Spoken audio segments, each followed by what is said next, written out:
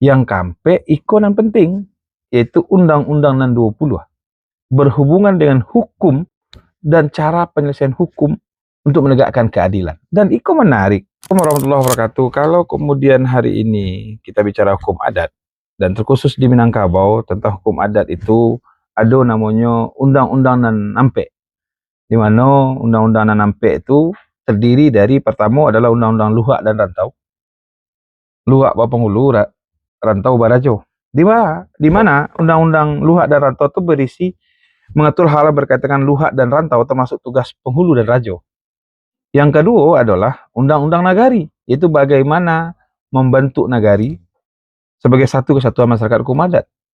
Bagaimana proses berdirinya nagari, syarat banagari itu batapian, balabua, bamasaji, basurau, dan lain-lain sebagainya.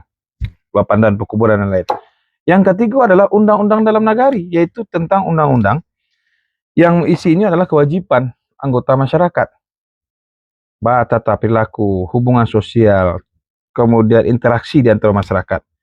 Yang kampe iko nan penting, yaitu Undang-Undang nan 20 berhubungan dengan hukum dan cara penyelesaian hukum untuk menegakkan keadilan. Dan iko menarik.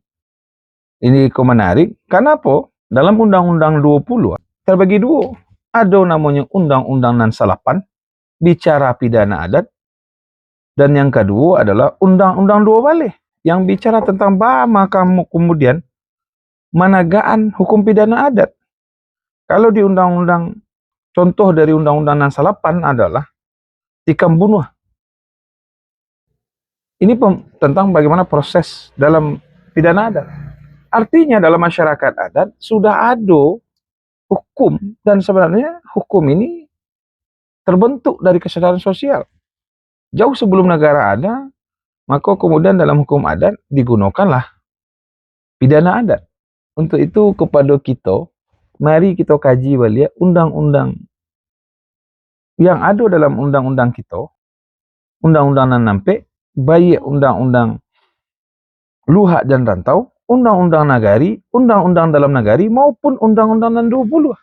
Artinya Minangkabau punya. Kadang kita punya, kita ndak kita haragoi, punya orang kita suka. Untuk itu, yuk kembali mempelajari hukum-hukum adat Minang.